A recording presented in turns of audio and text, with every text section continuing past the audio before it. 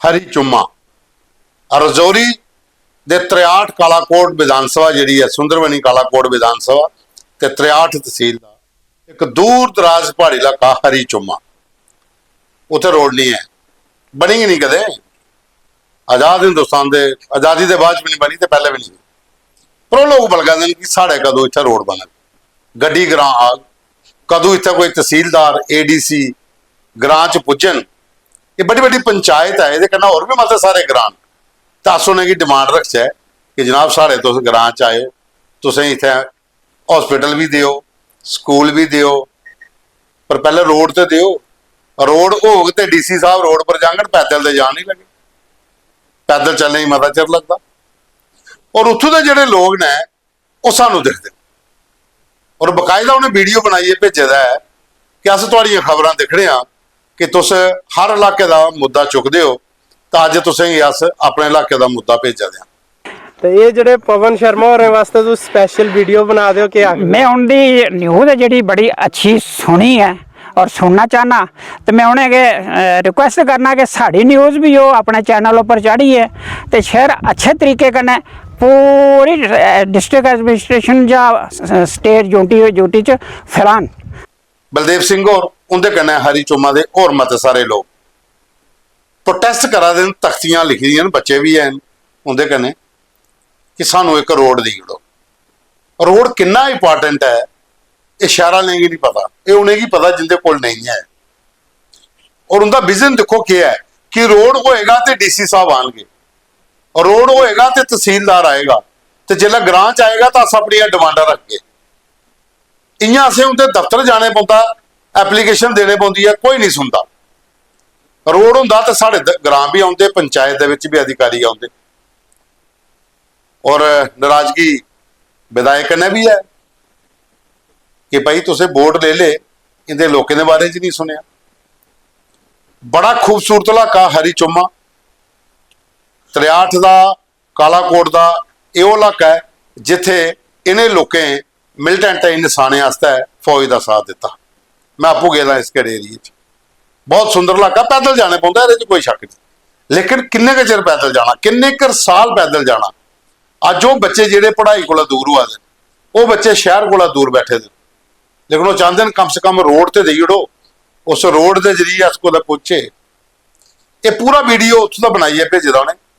और हर बंदे की ये मांग है उत्थे कि उनकी पर्सनल डिमांडा जिहड़ियां लोकल अपने आस्ते कोई नहीं है, पंचायत आस्ते ग्राएं आस्ते जिहड़े अगे पिछे लोग ने कि मरीज कियां लीए जाना, खट्टा पर पाइए लेने पौंदा, पालकी च लेने पौंदा। तो इन्नियां सरकारां आईयां, इन्नियां सरकारां गईयां, पर इस इलाके का कुछ ने कायाकल्प नहीं किया। अज असें ये मुद्दा चुका दे अपने तुंदी सरकार तुंदे मुद्दे प्रोग्राम दे विच। और जिहड़े उत्थों दे विधायक ने रणधीर सिंह होर ते DC रजौरी, उनके अगे अपील करने कि कम से कम इनके लोगों की सुनी जा। हमारी मांग रोड, हमारी मांग रोड। अगर हमारी रोड नहीं आई तो हम क्या करेंगे? इलेक्शन बाइकआउट करेंगे। मेरा नाम बलदेव सिंह है, मैं एक्स टीचर हूँ और यहाँ हरी चुम्मा का ही रहने वाला हूँ। तहसील तो पहले रजौरी थी, मैं उधर भी जाता था, नशहरा थी, फिर कालाकोट आई और अब 63 है। लेकिन हमारा हरी चुम्मा बदला नहीं, तहसीलें बदल गई, हरी चुम्मा नहीं बदला।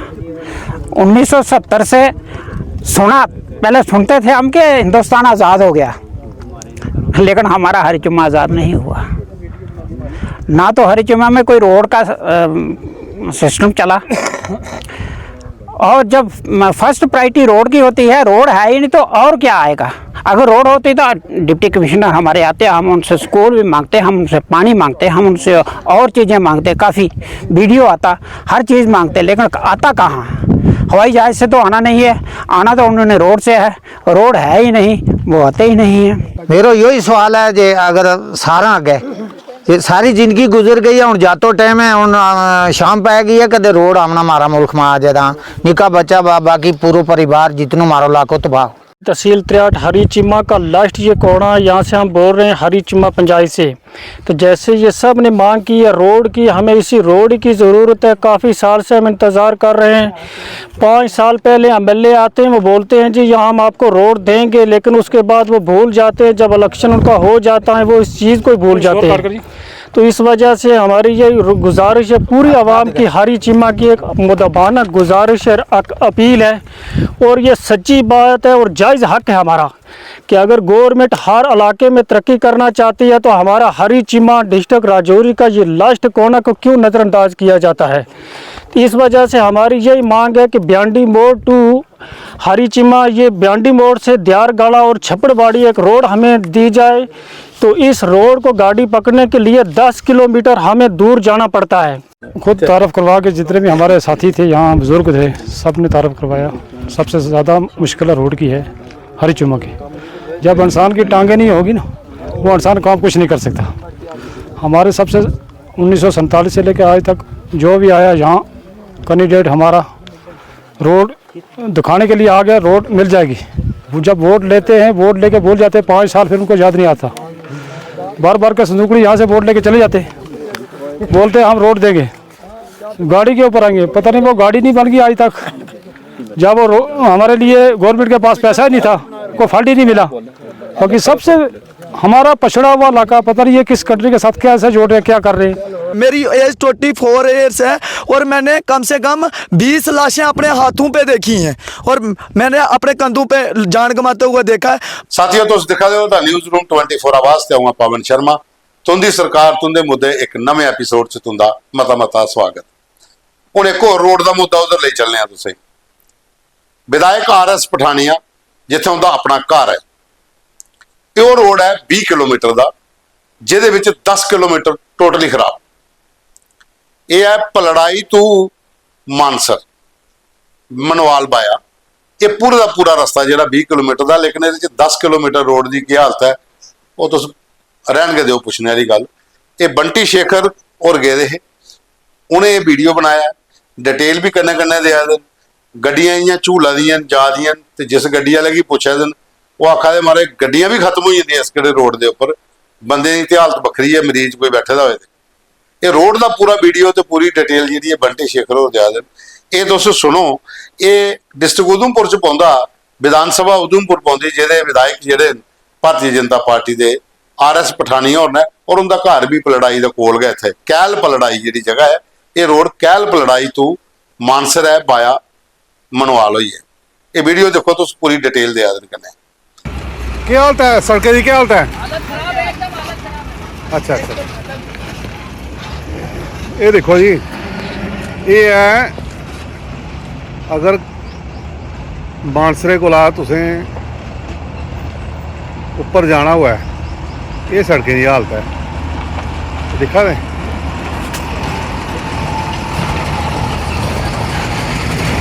ये ट्रक बेचारे जिन्हें दूर दूर पुजना हुआ, ये हालत है।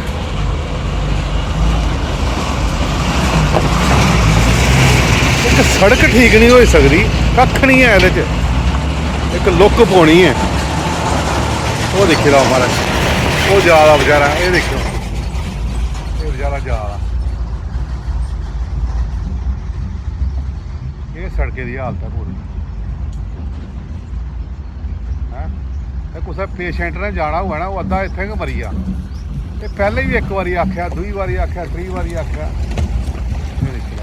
ये सारी सड़क 17 किलोमीटर का एक पैच है, पूरा पूरा खराब होया दा, लेकिन कोई पूछने वाला नहीं है। की करते हैं तुसी आखते क्या हालत है भाई सड़कें की? सड़क क्या है? हैं बुरी हालत है, गड्डियां दा बेड़ा कर कोई है। हैं गड्डियां दा बेड़ा कर कोई है। कितना चਿਰ ਹੋਈ ਤੁਸੀਂ ਇੱਥੇ ਆਂਦੇ?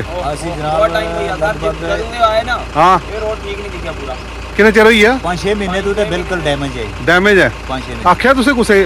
ਨਾ ਬੜੀ ਵਾਰੀ ਆਖਿਆ ਹੈ। ਆਖਿਆ ਕੁਛ ਸੁਣਨੇ ਵਾਲਾ ਕੋਈ ਨਹੀਂ ਹੈ ਨਾ? सुनने वाला कोई है, एक फेरा लाओ तो मुड़िए काम कराना पड़ता। अच्छा महाराज देखो, ये देखो क्या आखा रहे, एक फेरा लाओ तो प्रति काम कराना पौंदा। ये कहना सर पूरे मतलब पूरी गड्डी ही लाइए रखी होता है रास्ता। अच्छा अच्छा जी ठीक है महाराज। इधर इमरजेंसी भी आई है, जे हाँ। कोई बीमार हो जाए इस रोड पर जल्दी जा सकता बंदा ना, ये नहीं जा सकता। हां, इस रोड पर काम करना चाहिए है। ठीक बाकी ਉਹਦੇ ਬਾਅਦ ਚ ਹੁਣ ਅੱਗੇ ਲਈ ਚੱਲਦੇ ਆ ਤੁਸੀਂ ਕੀ ਪਰਮੰਡਲ ਬਲਾਕ। ਪਰਮੰਡਲ ਬਲਾਕ 'ਚ ਵੀ ਅਜੀਬੋ-ਗਰੀਬ ਸਥਿਤੀ ਹੈ ਤਾਂ ਸਾਡਾ ਛੋਟਾ ਕਾਸੀ ਹੈ, ਮਤਲਬ ਸਾਰੇ ਲੋਕ ਜਾਂਦੇ ਨੇ ਉੱਥੇ। ਧਾਰਮਿਕ पर्यटन ਦੇ ਹਿਸਾਬ ਕਨੇ ਵੀ ਇਹ ਬੜੀ ਜਗ੍ਹਾ ਡਿਵੈਲਪ ਹੋਣੀ ਚਾਹੀਦੀ, ਲੇਕਿन सिर्फ कागजियां च है, ਜ਼ਮੀਨੀ ਤੌਰ पर कोई काम नहीं। ਇਹ ਇੱਕ ਐਸਾ ਬਲਾਕ ਹੈ ਜਿਹਦੇ ਅੰਦਰ ZEO ਦਾ ਆਫਿਸ है, जोनल एजुकेशन अफसर। वो दोनों जिले की रिपोर्ट करता, दोनों जिले के CEO की। एक वो करता है CEO सांबा, एक वो करते हैं CEO जम्मू, क्योंकि रतनू ਚੱਕ तक एरिया उस किहड़े ब्लाक च पौंदा ZEO कोल। लेकिन उस आफिस के विच क्या है, ना ZEO है, ना ZEPO है, ना कोई सीनियर क्लर्क है तो ना कोई दूआ क्लर्क है, जूनियर असिस्टेंट। सिर्फ 2 लोग ने। किराए की बिल्डिंग के विच आफिस चला रहा है।